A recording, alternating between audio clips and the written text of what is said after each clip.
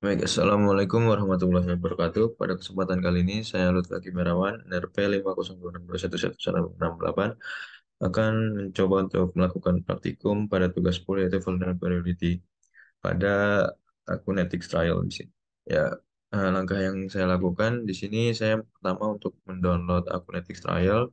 Ya, setelah itu di-download, saya ekstrak dan setelah dilakukan pendownloadan dan ekstrak, saya masuk ke bagian untuk pembuatan akun-akun ethics dan setelah pembuatan akun ethics saya mencoba untuk sign in.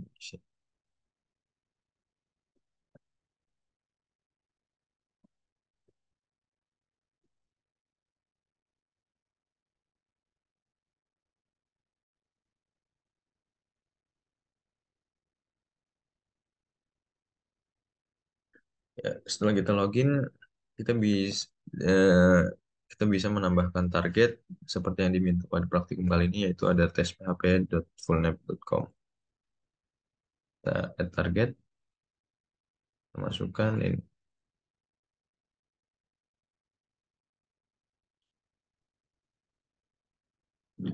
Nah, deskripsinya bebas, mungkin pada kesempatan kali ini praktikum PAI.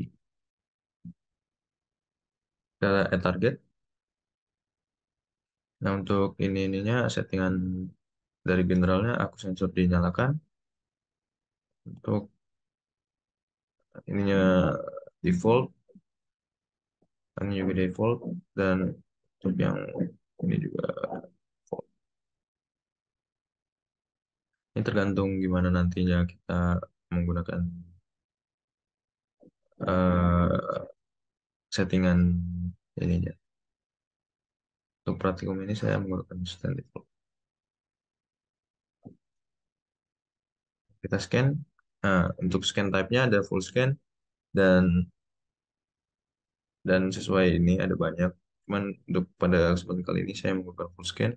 Untuk reportnya yaitu ada affected item, quick, executive summary, dan developer. Untuk kali ini saya menggunakan affected items.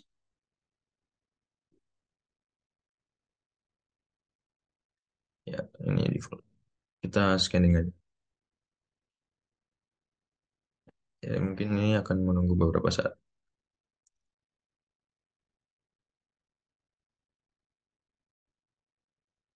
Baik, setelah kita menunggu beberapa menit, di sini ada scan duration ada 45 menit. Kita sudah melakukan scanning dan komplit 100%. Dan saya juga belum membahas terkait target information. Jadi setelah kita lakukan scanning, di sini ada beberapa target information, ada address-nya, ada servernya, ada operation system, identified teknologis, dan responsif atau enggaknya dari target yang kita tambahkan tadi. Dan untuk tugas praktikum kali ini kan kita mencari kerentanan atau celah dari target yang kita berikan tadi. Nah, kita bisa lihat di vulnerabilities ini. Jadi di sini ada beberapa kerentanan atau vulnerabilities yang bisa attacker serang di target kita. Ya kan yang pertama ada blind SQL injection.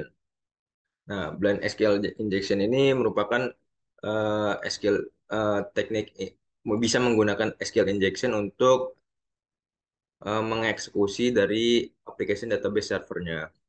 Jadi untuk attack detailnya ini masih belum ada dan untuk impact-nya para penyerang bisa menggunakan SQL injection untuk melakukan bypass di web application authentication dan SQL injection ini bisa menambahkan atau memodify dan juga mendelete dari recordan di database-nya sehingga database-nya tidak sesuai dengan web awalnya. Jadi gimana cara kita untuk melakukan pencegahan terkait SQL injection ini? Kita bisa menggunakan parameter query dengan menggunakan SQL query yang di dalamnya ada user inputnya. Dan untuk detail information-nya, sini ada beberapa detail information-nya ya seperti ada pseudocode di dalamnya bisa ada simple setting terkait passwordnya ada password ini. Nah ini gimana mengquery gimana caranya nge-bypass nanti sehingga orang hacker ini bisa masuk ke database kita tanpa melakukan autentikasi pada umumnya. Nah, Ya, ini ketika worst case ketika attacker bisa melakukan SQL injection ini, ya dia bisa melakukan kontrol terkait RDBMS-nya, bisa mengakses, modify, dan juga mendelete sehingga database yang awalnya masih normal bisa diganti-ganti oleh attacker ini. Baik, selanjutnya setelah blind SQL injection, kita bisa menuju ke bagian kerentanan yang lain yaitu ada cross-site scripting.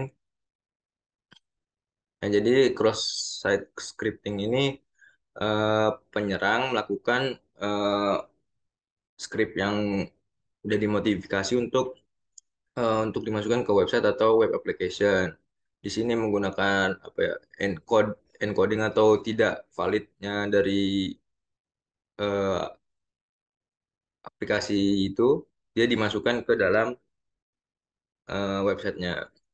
Untuk tech detailsnya masih nggak ada, jadi dia bisa memasukkan kode-kode terkait JavaScript yang bisa meng- apa ya hitungannya bisa melihat user session cookie. Jadi dia bisa melihat apa aja yang dilakukan dari user ketika menggunakan cookie tersebut. Jadi hitungannya mereka menggunakan cookie yang ada di website itu, dia bisa melihat apa aja yang lagi dibuka sama si usernya. Dan dia juga bisa apa ya bisa mendisplay ke user, mendisplay guide usernya dan bisa melakukan modifikasi dari konten itu. Gimana caranya untuk melakukan eh, apa ya solusi dari cross-site scripting ini? Kita bisa melakukan mengapply konteks dependent encoding atau melakukan validasi terkait user input yang di render pada halaman tersebut. Untuk detail informationnya kayak gini, ya kita bisa melakukan encoding, validation. Ini contoh-contoh yang sering dilakukan penyerang dalam melakukan cross-site scripting. Seperti ini.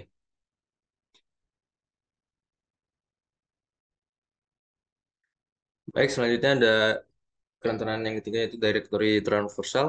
Di sini directory traversal itu merupakan kerentanan ketika penyerang melakukan akses directory yang dilindungi atau tersembunyi sehingga eh, ketika attacker mendapatkan directory tersebut, dia bisa melakukan eh, pembukaan server direktorinya di luar direktori aslinya.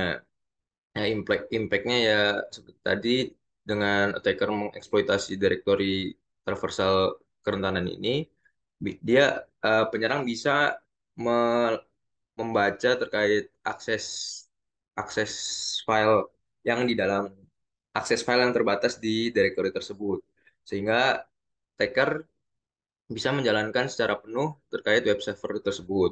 Gimana sih cara apa memperbaiki dari kerentanan ini? Kita bisa melakukan eh, filter terkait meta karakter dari user inputnya. Baik, selanjutnya ada kerentanannya itu PHP allow URL fopen enable. Di sini merupakan penyerangan melalui PHP configuration yaitu allow URL fopen. Ketika dia enable, maka ini bisa dilakukan eh, kontrol dari jarak jauh, remote location atau location yang bukan di tempat aslinya. Sehingga banyak kode injection yang rentan ini terrecord di PHP based web application yang disebabkan dari kombinasi dari enabling allow URL fopen ini dan juga bad input dari filteringnya. Nah, allow URL fopen ini sebenarnya defaultnya nyala sih. Jadi cara untuk eh, melakukan pencegahan atau melakukan fiksasi dari kerentanan ini, kita bisa melakukan disable dari URL allow URL fopen ini dengan cara ya ini php.ini dimasukin dan offin dan juga .ht aksesnya juga di offin dan impact-nya tergantung dari aplikasinya karena memungkinkan eh, eh, pembacaan terkait file dari jarak jauh. Ya baik, selanjutnya ada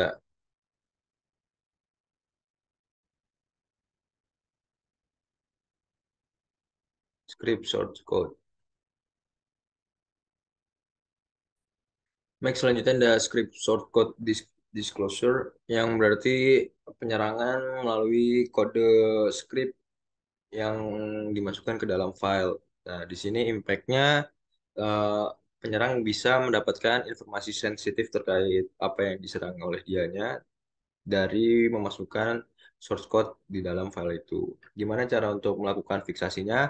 Kita menganalisis dulu ini kodenya ini termasuk ke bagian apa dan kita akan memperbaikinya tergantung dari dia memasukkan kode script itu dimasukkan ke bagian mana atau gimana caranya dia bisa mendapatkan hal sensitif tersebut. Apa maksud dia dari mendapatkan hal sensitif tersebut? Baik, selanjutnya ada eh, SQL injection. Ya, SQL injection ini, ya, selanjutnya SQL injection ini merupakan penyerangan melalui SQL yang berbahaya untuk mengontrol dari database servernya. Seperti yang tadi saya jelaskan yang di awal, ada blind SQL injection, ya kurang lebih ini sama, yaitu mendapatkan apa ya, dia bisa nge-bypass web application authentication dan bisa melakukan ya memodify ataupun kontrol dari database yang dimiliki oleh dimiliki oleh web tersebut atau target yang saya masukkan ini. Baik, selanjutnya ada weak password. Di sini weak password ini merupakan celah dari misalkan ada penyerang untuk memasukkan atau mengakses dari tes php.fullnet web ini. Jadi weak password ini ya seperti yang kita tahu pada umumnya ya passwordnya lemah, jadi bisa dicoba-coba ataupun ya memasukkan password yang pada umumnya. Dan impact atau dari dampak dari kerentanan ini ya attacker bisa mengakses dari konten ataupun password di yang sudah terjaga di dalam page-nya. Gimana cara kita memperbaikinya? Yaitu dengan cara membuat password yang baru, ya, menggunakan apa ya password yang tidak seperti pada umumnya. Baik, di sini juga ada beberapa hal yang lainnya. Mungkin itu saja yang baru saya jelaskan. Berikut ada site structure. Di sini ada beberapa ya penjelasan terkait site structure. Ada ini, ada artis.php, ada ya banyak di sini. Dan mungkin saya akan melakukan report dan download terkait hasil scanning saya tadi. Ya, mungkin kurang lebihnya mohon maaf. Wassalamualaikum warahmatullahi wabarakatuh.